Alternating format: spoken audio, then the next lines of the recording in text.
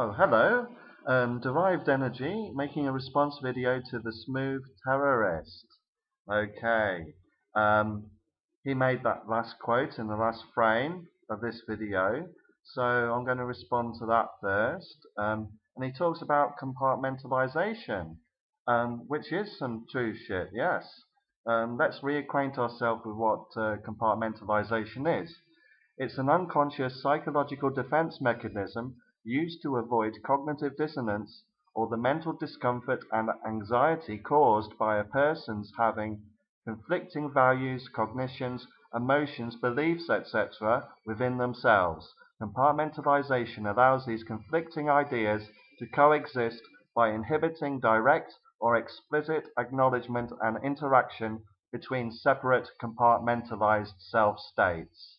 So, so yes, I mean, in the theist, yeah, he has the ability to create a nuclear bomb, but he also has these insane beliefs about superstitious deities, and this just shows how theists are able to compartmentalize, different views and ideas and beliefs that just do not gel together.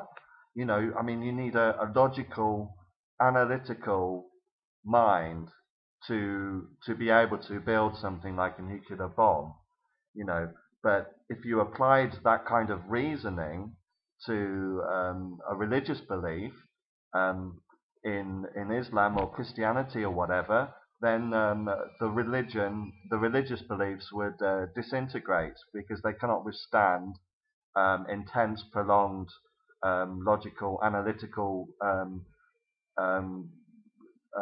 deconstruction. So what happens is these two different ways of looking at the world are never allowed to interact. So any kind of integration of these two different ways of trying to make sense of the world is pushed below the level of self-awareness.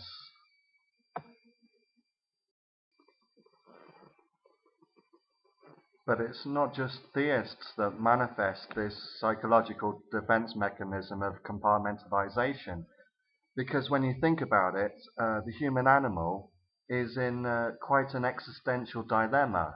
The human condition is inherently problematic. I mean, we recognize that we are mortal. We are just animals. We are just a particular configuration of energy slash matter in a universe that has no intelligent reason for its existence. So we have, on the one hand, we have this acknowledgement that we are just basically decaying pieces of meat, but on the other hand, we have this huge, fear of dying, and we have this strong pressing need to try to rationalize and justify our own existence.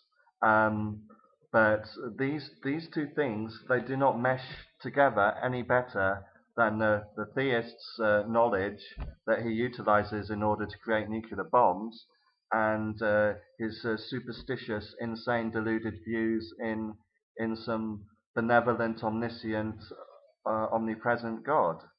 So there is an incredible conflict there, inner turmoil, and evolution has created these capabilities mankind has to repress in our subconscious minds, any kind of significant meshing of these two conflicting ways of thinking. Because if these psychological defense mechanisms hadn't evolved, then our species would just go extinct. There'd be no, compelling or pressing need to survive and reproduce at any cost, which is what we've had to do to get this far, after 200,000 years of evolution, and we're still here. We've been through plagues, disease, war, famine, you know, conflict, many different existential threats, and we've still survived. But, evolution by natural selection has weeded out those people who didn't have these very robust psychological defense mechanisms, such as compartmentalization, um, which prevent us from cottoning on to the fact that we are just fodder for the DNA virus. And I think it's you're giving the game away when you say, well, I could use the Sisyphus argument. I mean, the Sisyphus argument is one must imagine Sisyphus happy. I mean, what is this? It's imagining things that are not true. There is no meaning, there is no purpose, there is no justification for our existence. You know, one must imagine Sisyphus happy. And people who imagine things that are not true, in my book, are suffering, a serious delusion. And you advocate that without any kind of self-awareness that you're manifesting the same kind of compartmentalization, psychological defense mechanism as the theists that you are decrying.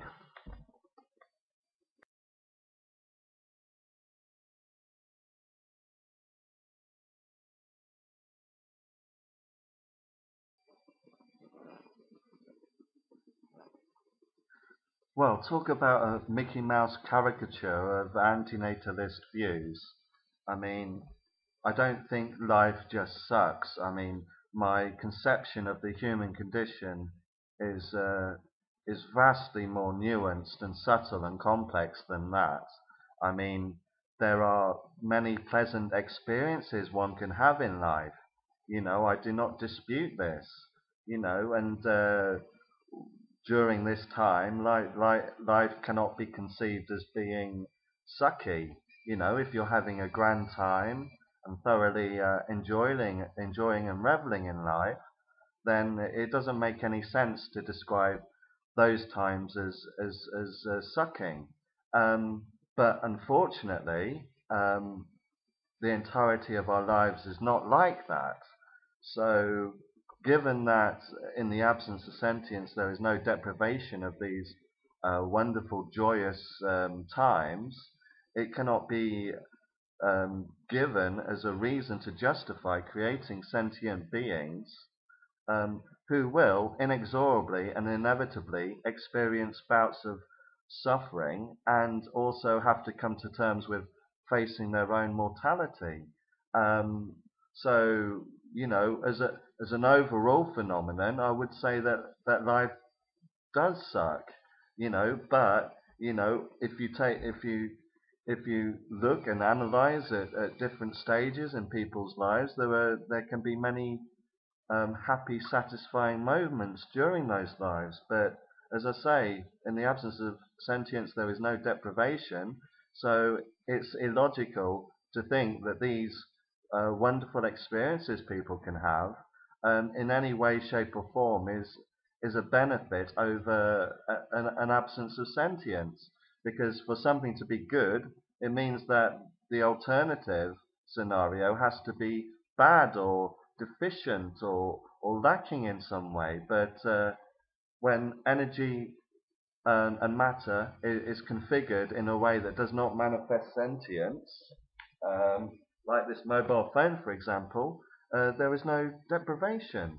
So when people call life the gift of life, it's a nonsense. You cannot give a gift to somebody who doesn't exist. But that's precisely what people are actually think they're doing when they procreate. It's almost as if they literally feel that they're giving this phenomenon called life to somebody who already exists at the point before which they actually give the gift. I mean, it's just nonsense. It's completely illogical. Um, I mean, you say, and we all need to die. I mean, we will all die. We will all die. We all need to die. Um, we're all going to die. I mean, what can I say? Um, People who definitely do need to die are the ones who throw themselves off buildings or hang themselves from trees, or in other ways, curtail their their life, which consists of decades, and so that the energy and matter that is currently configured in such a way as to manifest their current phenomenological state ceases to function. So those people, and also people who are pleading for euthanasia treatment, these people do need to die. They have a professed need to die. Now, I don't think that the majority of the human race feels that they need to die. But nevertheless, if you factor out the dread and the fear that death involves, and if you factor out the impact that committing suicide or dying by suicide, actually, that's a more politically correct way of putting it these days. If you factor those two things out, um, then there is no logical, rational reason to continue and prolong your existence, given that you are going to die, and when you're dead, you're not deprived of anything. So there is no logical reason to hang about, other than a fear of death, which has been programmed into our very psyche, and the impact it will have on people who currently knows us. And a third rational reason is any kind of like positive, negative, utilitarian effect you can have on others whilst you're on this planet. But apart from those three things, there is no rational, logical reason to not commit suicide, which is why, as Albert Camus declared, one must imagine Sisyphus happy. One must imagine something that is not true. Um, and I wouldn't say that the species being destroyed is a good thing. It's just not a bad thing. I mean, there's nothing good about the absence of sentience, but there's nothing bad about it either. It's a neutral state, if you like. It's just that life is a negative state, and an absence of sentience is a neutral state. Um, Something doesn't necessarily have to be good to be desired. Um, uh, if there's no deprivation and no suffering, then it's an ideal, needless state. There's nothing you can do to improve that state.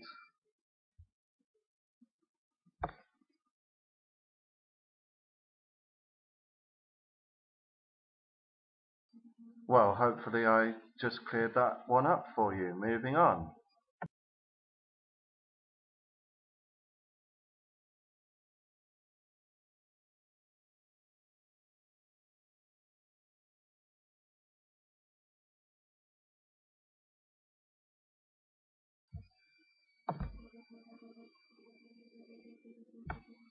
Oh, this looks like a classic case of displacement. So let's look at displacement. Displacement is an unconscious defense mechanism whereby the mind redirects effects from an object felt to be dangerous. So, in other words, you find the object here is your fear of the human race coming to an end, because um, your kind of humanity is on a kind of immortality project, and you're trying to derive your immortality symbolically from the continued and indefinite perpetuation of the human species. And when you're reminded that this is going to come to an end, You know, it causes you a measure of distress, which is repressed, but you have a surplus of aggression because your fear is translated into anger, and then of course that anger needs to have a target. So what better target is there than the antinatalist who's calling a spade a spade? You know, it's quite an ingenious way, or be it crude, you know, of warding off, you know, unsettling thoughts. Um, let's read about it some more. Displacement operates in the mind unconsciously and involves emotions, ideas, or wishes being transferred from their original object to a more acceptable substitute, namely the antinatalist, or anybody else who's saying something truthful but is distressing for the person who hears it. It is most often used to allay anxiety and can lead to the displacement of aggressive impulses or to the displacement of sexual impulses. And this is what we're seeing here. We're seeing a lot of aggression in your language here. We've got some very colourful colloquial language here, such as fucking pussies. Now, it's interesting that there are so many swear words that revolve around sexual organs. Um, it's like it seems kind of arbitrary in a way, but if you think of all the different swear words that involve sexual organs, um, yeah, that is very interesting. I mean, I think if you reflect on that, it can be uh, quite interesting. But I won't go into that in this video. Um, Yeah, so yeah, that's my analysis there. I mean, it's not exactly a constructive counter argument against antinatalism. I mean, is that supposed to make antinatalists question the validity of their position? No, it doesn't. When I read responses or hear responses like that, I think that yeah, there's displacement again. You know, I mean, you can call antinatalists fucking pussies, um, but I mean, I would argue that in the sense you're fucking pussies because you don't have the courage to look reality squarely in the face and call a spade a spade. You know, you're going on off on this one must imagine Sisyphus happy, you know. Um, it doesn't cause me any distress whatsoever to reflect on a universe without any sentient life in it. I mean, it's not horrifying to me at all, but you're the ones who are getting all uptight about it, and oh, that's so scary. Life is so horrible. I mean, I mean, technically, it wouldn't even have to be so horrible. If it's less than a perfectly needless state, then any sentience is below par. It's not an ideal state of affairs. So you know what is truly horrible for you and other DNA cheerleaders. What is truly horrible is the notion of your species becoming extinct. Um, but it's going to happen. It's inevitable. It's inexorable. I think we need to have a more dignified repose in the face of this certainty.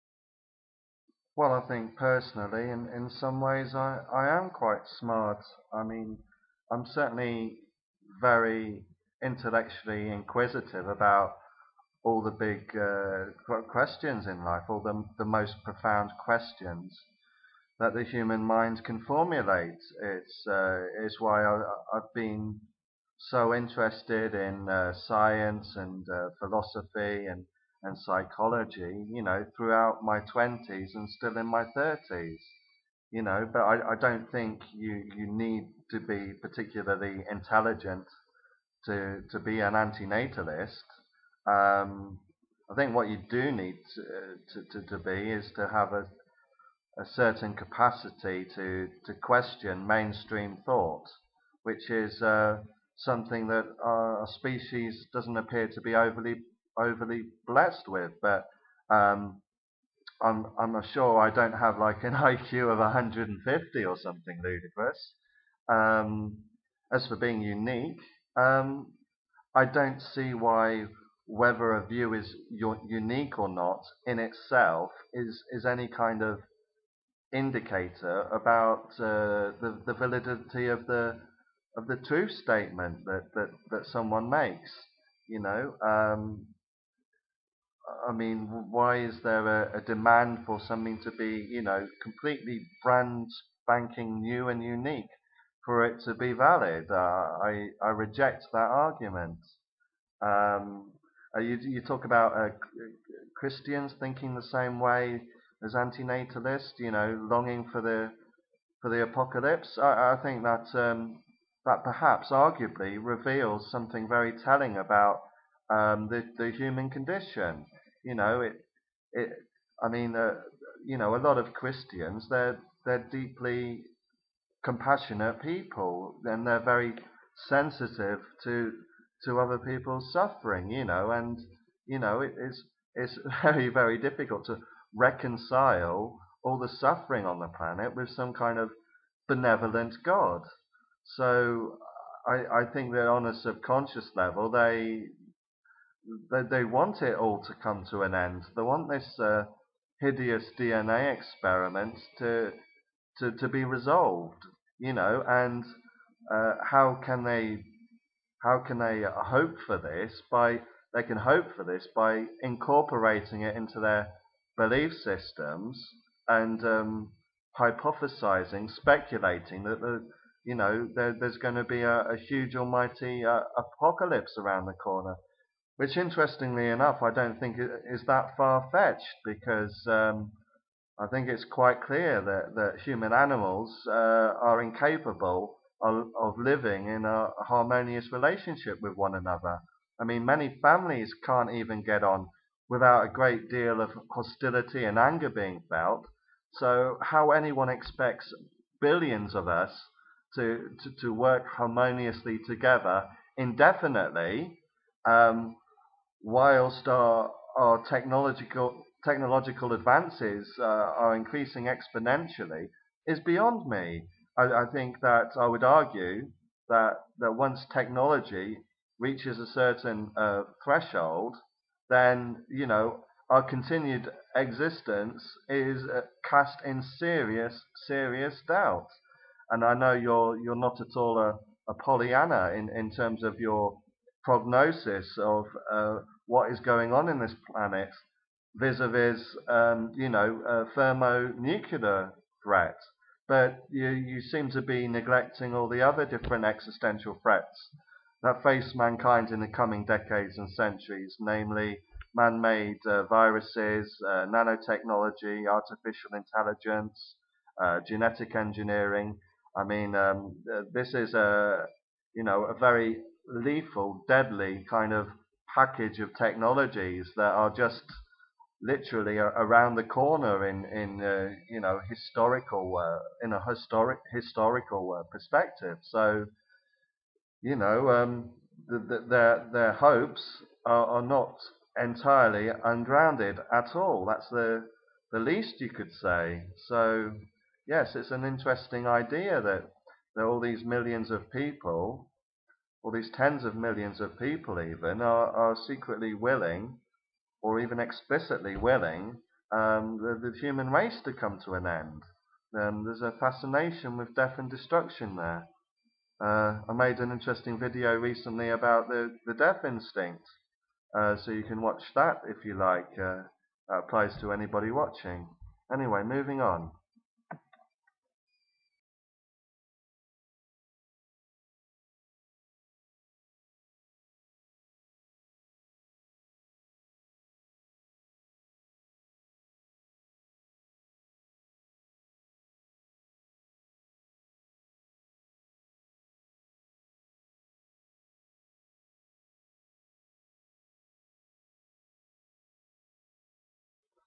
Well, the smooth terrorist, I very much doubt that there is anything swimming about in the subterranean oceans of the ice moon Europa.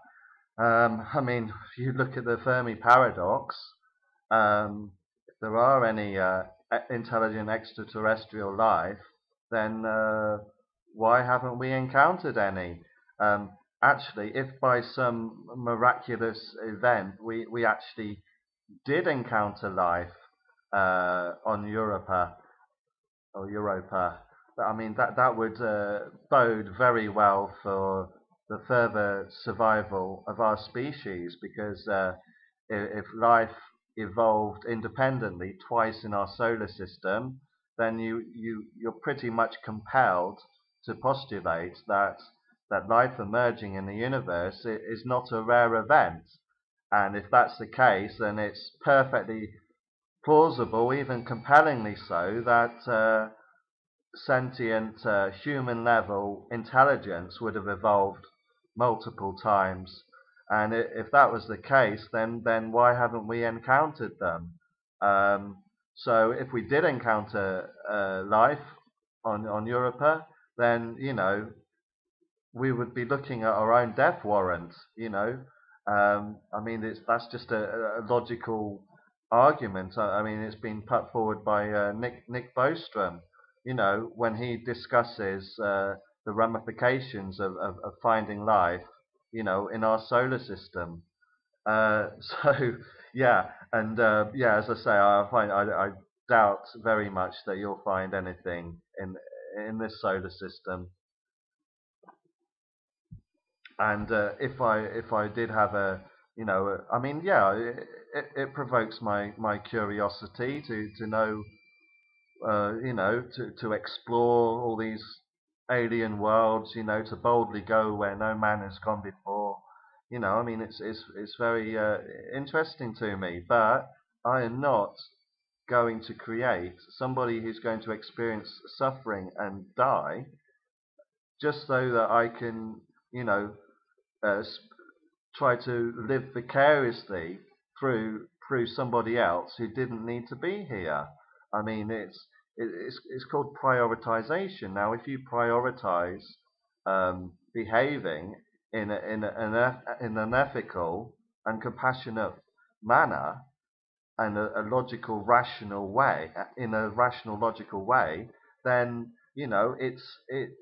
it just doesn't gel with that to create life because of your own curiosity. You're not doing it for the sake of the child you create. So, you can get all gooey and excited about, the outer solar system and all that sort of thing. But I'm sorry, it doesn't cut the mustard.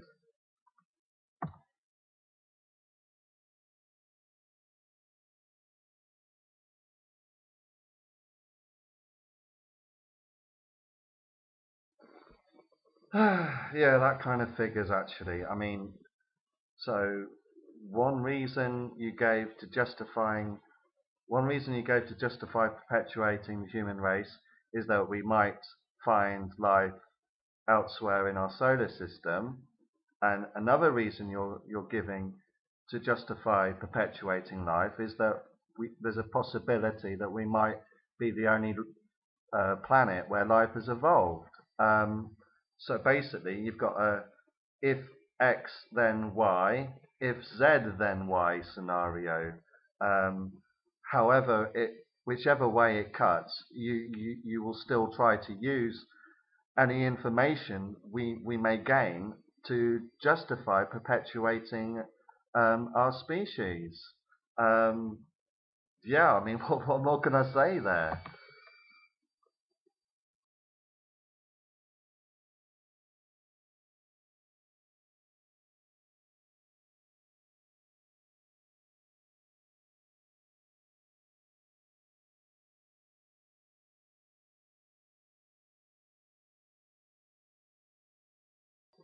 Hmm,